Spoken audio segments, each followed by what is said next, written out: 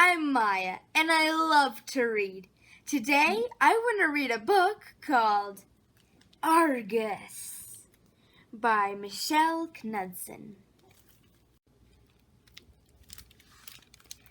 Sally's class was doing a science project.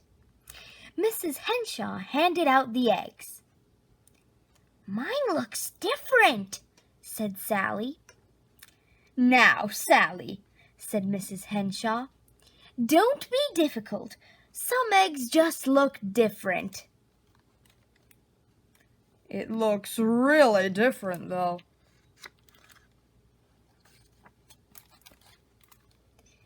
The children kept their eggs warm in their brand new desktop incubators. Soon the hatching began. "I see a beak," one boy shouted. "I see one too," the girl next to him called out. Sally's egg wobbled. A tiny crack appeared, then another. Something poked out a little bit of the shell. "Is that a beak?" one boy asked. "I don't think so," said Sally. The cracks in Sally's egg widened. Slowly, something emerged. "What is that thing?" It was green and scaly, and it had big yellow eyes. "Mine looks different," said Sally. The other students gathered around to look. "Ew," they said. "Looks like a dragon." "Now, children," said Mrs. Henshaw, "don't be difficult. Some chicks just, look different, that's all." Sally named her chick Argus. "I wouldn't call that a chick." The class weighed and measured all the chicks. They took new measurements every day. Then they made line graphs showing the results. All of the other children's graphs showed small, neat diagonal lines. Sally's graph Didn't. Whoa! Look how fast that thing grows! Next, the children drew pictures of their chicks to post on the walls. All of the other children's pictures were cute and yellow and very much alike. Sally's picture wasn't. Whoa! That is definitely not a chick. "Good work, children," Mrs. Henshaw said. "Now, let's investigate what our little chicks like to eat." "Mine likes seeds," said one boy. "Mine likes beetles," said another. "Mine is trying to eat the other chicks," said Sally. Mrs. Henshaw rushed over and rescued them. Whoa! That thing is a giant now! As the days passed, the chicks grew bigger. Argus was the biggest of them all. He started trying to eat the children instead. "Mrs. Henshaw," the children complained. Mrs. Henshaw rushed over and rescued the children. Whoa! I would not keep that thing.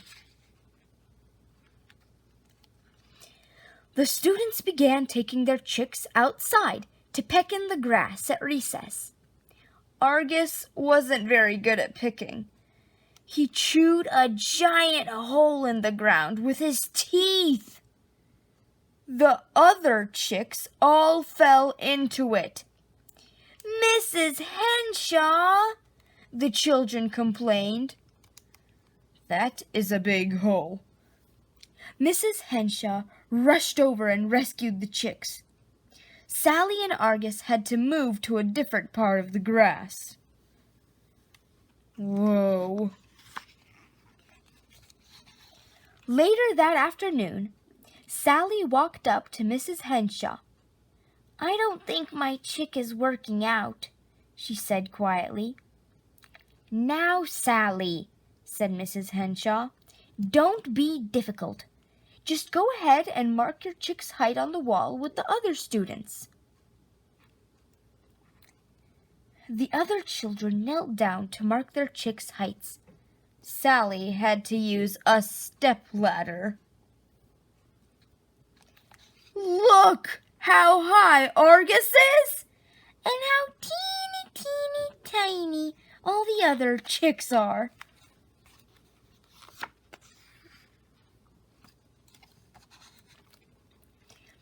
The next day at recess, Sally led Argus to his special area. Mrs. Henshaw had marked it off with orange cones for safety. Sally sat and watched the other chicks. They were all the same, cute and small, feathery and fluffy. The children chased them around, picking them up and petting their soft little heads. Sally couldn't even reach Argus's head unless he was lying down.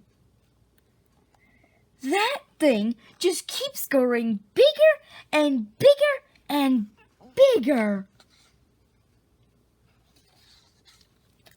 The bell rang for the end of recess. Sally sighed. She turned around to get Argus. He wasn't there. Sally looked around the schoolyard. She ran to the gate and looked up and down the street. There was no sign of Argus anywhere. "Oh, no!" cried Sally. She started to run back to class. Then she stopped. Why was she so upset? With Argus gone, Mrs. Henshaw would probably let Sally share one of the other chicks. She could make graphs that looked just like everyone else's. She wouldn't have to sit by herself at recess. She could stop being different all the time. Sally lined up to go inside with the other students. She waited to feel relieved.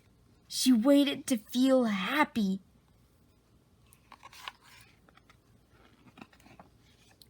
She kept waiting while she followed the other children down the hallway and back into the classroom.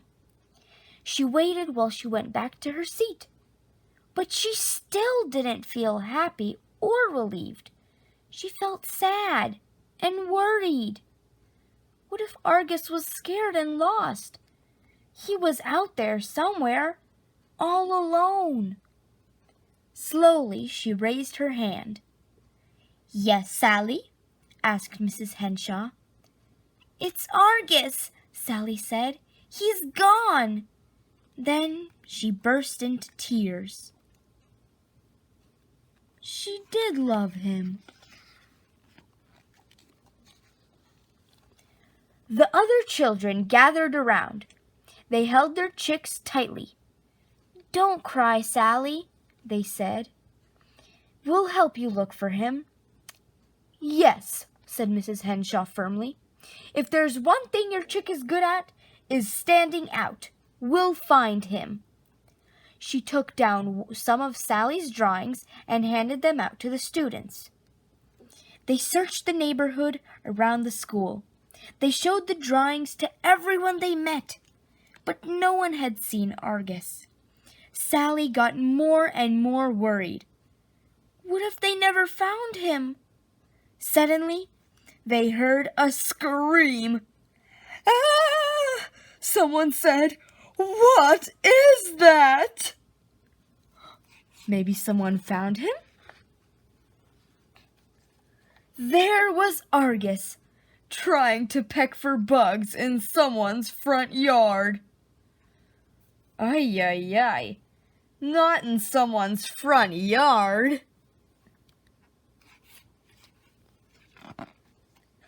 "Argus!" Sally cried. She ran over and threw her arms around him. "Our lawn!"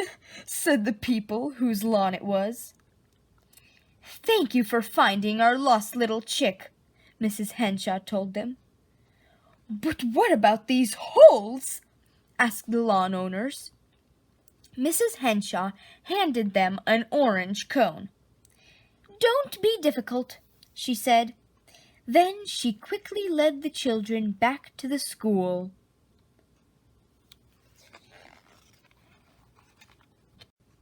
Sally's chart that afternoon was the best one she'd ever made. Mrs. Henshaw gave it a big gold star. Sally looked at it hanging up with the other charts. "Mine looks different," she said, and she smiled. The end.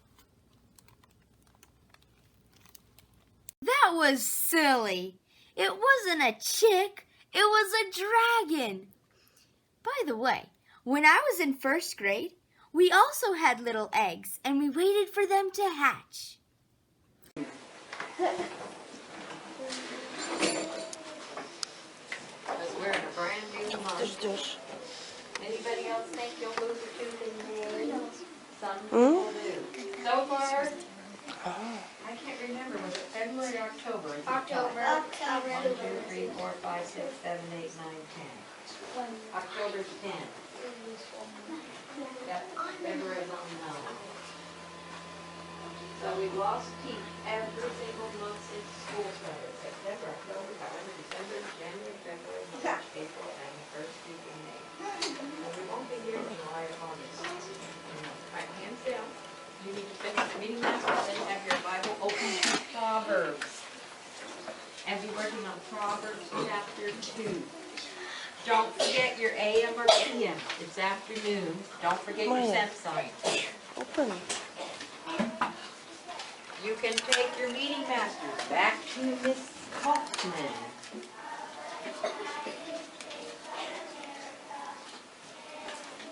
Okay, so is that, this is Saturday. Looks the same, except if you look on the back, you see little feathers starting to stick out on the back. Yes. Little feathers sticking out. This is Sunday. You can walk over and show them. Looks about the same to me. Probably things are happening on the inside of the baby chick. But on the outside, he looks about the same.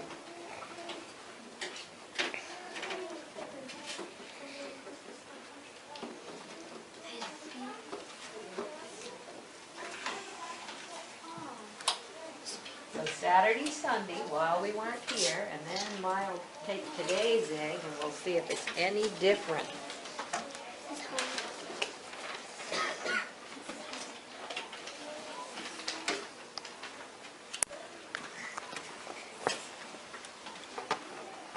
Okay. Oh, your writing is beautiful. Take it to me. Let me see. Okay, we're not going to take them around the whole room. I will just hold them from right here. Big legs. Are the eyes getting any smaller yet? Actually, he's got his little wings up, too. His or her little wings up. And if you can't see it well when you walk by and line up, you can take a peek. Okay, I put it right in there. So just 7 more days till day 21. 6. You're right, 6. 6 after today.